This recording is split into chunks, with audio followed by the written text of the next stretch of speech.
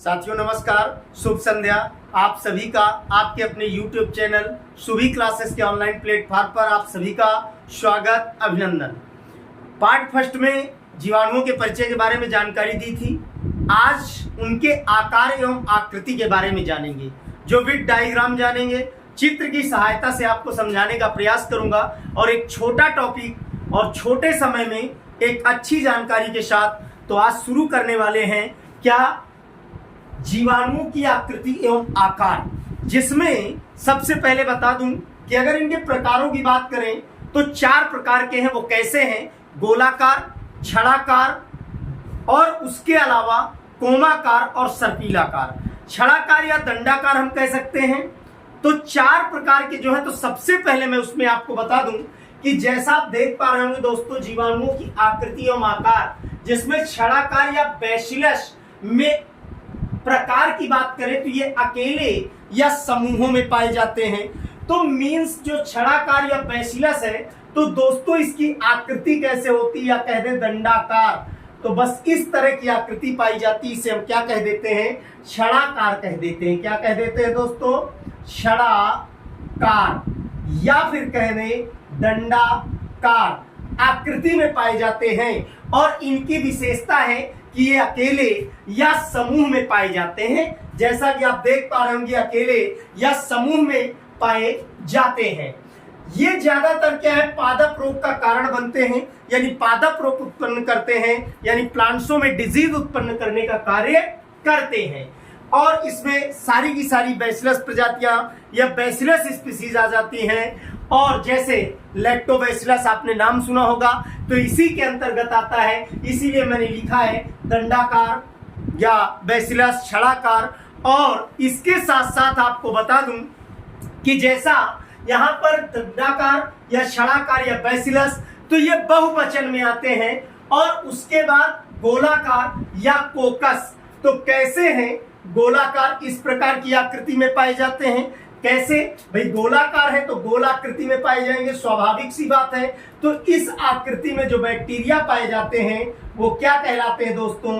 गोलाकार कहलाते हैं। अब प्रश्न ये बनता है कि जो गोलाकार या कोकस हैं, तो इसका कोई एग्जाम्पल है क्या? तो बहुत सारे एग्जाम्पल हैं जो डिजीज उत्पन्न करते हैं, जिनसे रोग उत्पन्न होता है। और उसके अलावा क्या होता है कि ये विन्यास के आधार पर भिन्न भिन्न होते हैं। कैसे? सबसे बड़ी विशेषता कि जो गोलाकार या कोकस, ये सबसे छोटे होते हैं, सबसे छोटे प्रकार के बैक्टीरिया होते हैं। और कोशिकाओं के विन्यास के आधार पर ये भिन्न भिन्न होते हैं, अलग अलग आकार और आकृति में पाए जाते हैं, जिनकी मैं चर्चा करूंगा और आपको विड डायग्राम बताने का प्रयास करूंगा। उदाहरण की बात करते हैं, जैसे पहला है माइक्रोकोकस। तो ये अकेले एक कोशिका के रूप में होते हैं। क्या होते हैं? अकेले या एक कोशिका के रूप में होते हैं। तो ये अकेला है, तो इसी को हम कह सकते हैं माइक्रो। क्या कह सकते हैं? माइक्रोकोकस। क्या कह सकते हैं? माइक्रोकोकस कह सकते हैं, यानी अकेले या कह लें एक कोशिकी के रूप में होते हैं। तो ये माइक्रोकोकस का दोस्तों क्या हो जाता है? एग्जाम्पल हो जाता है। दूसरा कह रहा है डिप्लो। तो डिप्लो का मतलब दो। डिप्लो का मतलब दो। तो क्या होता है? दो कोशिकाओं के समूह में पाए जाते हैं। जो डिप्लोकोकस होते हैं वो क्या होते हैं दोस्तों?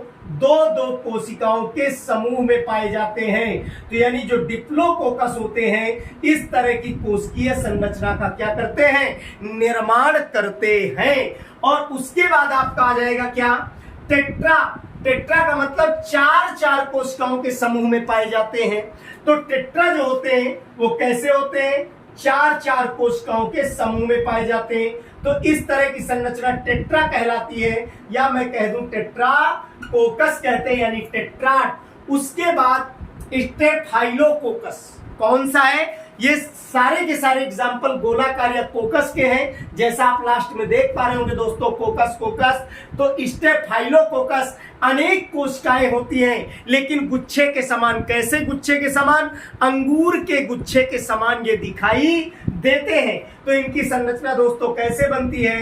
कुछ इस प्रकार की संरचना का ये निर्माण करते हैं।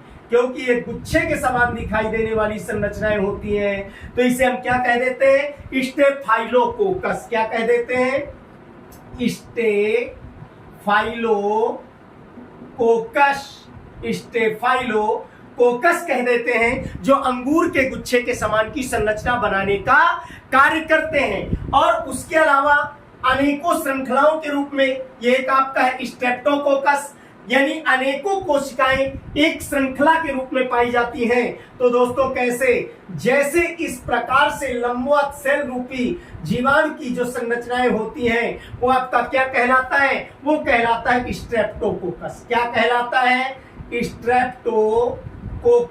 क्या कहलाता है? स्ट्रेप्टोकोकस कहलाता है, क्योंकि श्रृंखला के रूप में एक संरचना बनती है कोशिकाओं की, तो उसे स्ट्रेप्टोकोकस कह देते। अगर हाँ कहीं हमें इस प्रकार की संरचना दिखाई दे जाए जो मैं बना रहा हूं कि इससे निकली हुई इस प्रकार की गोलाकार संरचना, इससे निकली हुई इस प्रकार की और इससे निकली हुई कुछ इस प्रकार की, तो ये क्या होता है? ये शार्शीना। क्या होता है? शार्शीना रूपी संरचना होती है। तो इस तरह से दोस्तों पुनः मैं एक बार रिपीट करता हूं, संपूर्ण मीन्स जीवाणुओं की आकृति एवं आकार के बारे में हम जान रहे थे, जिसमें सबसे पहले मैंने छड़ाकार, दंडाकार या बैसिलस जो बहुवचन, ये अनेकों अकेले या समूहों में पाए जाते हैं, अकेले या समूहों में पाए जाते हैं, ज्यादातर पादप रोग उत्पन्न करने का कार्य करते हैं, और इसमें सभी बैसिलस प्रजातियां आ जाती हैं। उसके अलावा गोलाकार या कोकस, तो गोलाकार मैंने आपको बताया कि ये तो आपका दंडाकार, छड़ाकार हो गया या बैसिलस कह दूं, और गोलाकार आपका ये है जिसे माइक्रोकोकस कहते हैं। तो माइक्रोकोकस अकेले एक कोशिका के रूप में होते हैं, जबकि डिप्लोकोकस मैंने आपको ये बताया यहां पर कि दो दो कोशिकाओं के समूह में ये दोस्तों पाए जाते हैं, जबकि टेट्राड मैंने आपको बताया ये क्या होते हैं? चार चार कोशिकाओं के समूह में पाए जाते हैं, टेट्राकोकस। और स्ट्रेप्टोकोकस अनेक कोशिकाओं के रूप में एक श्रृंखला रूपी संरचना बनाते हैं, तो ये स्ट्रेप्टोकोकस है दोस्तों।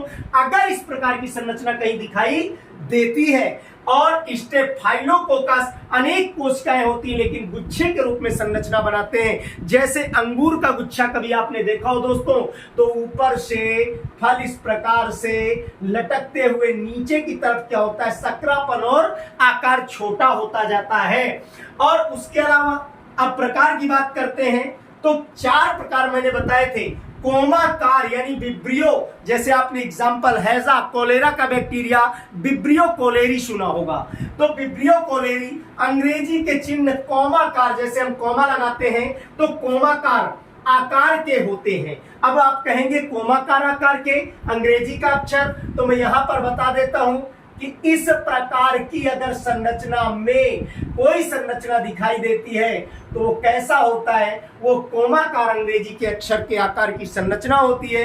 तो ये कोमाकार संरचना का बैक्टीरिया है। और उसके बाद सर्पिलाकार, स्प्रिंग या स्क्रू आकार के, तो इसको मैं आपको यहां बता देता हूं कि अगर इस प्रकार की संरचना कहीं देखने को मिलती है बैक्टीरिया की, तो ये सर्पिलाकार कहलाते हैं। यानी कहने का तात्पर्य मेरे ये है कि ये स्प्रिंग के आकार में या स्क्रू के आकार में दिखाई देते हैं। तो इस तरह से बैक्टीरियाज की जब हम बात करते हैं, तो आज बैक्टीरियाज के दोस्तों ये चार प्रकार मैंने आपको बताए। चार में सबसे ज्यादा जो प्रकार या स्पीसीज या जीवाणु की प्रजातियां हैं, जैसा मैंने बताया आपको, माइक्रो, डिप्लो, टेट्राड यानी टेट्राकोकस, स्ट्रेप्टोकोकस, शार्शीना, ये सब किसके हैं दोस्तों?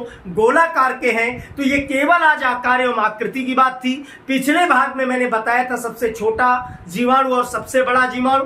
आज केवल मैंने उनके आकार आकृति पर बात की है। अगला जो वीडियो लेकर के आऊंगा दोस्तों, उसमें सिर्फ और सिर्फ आपको बताऊंगा कि इनमें पाई जाने वाली क्या संरचनाएं, फ्लैजिलेटा, और इनसे होने वाले लाभ एवं हानियां। तो तब तक के लिए दोस्तों सभी को नमस्कार। इसी तरह से वीडियो को देखें, लाइक करें, सब्सक्राइब करें चैनल को। सभी को धन्यवाद, नमस्कार।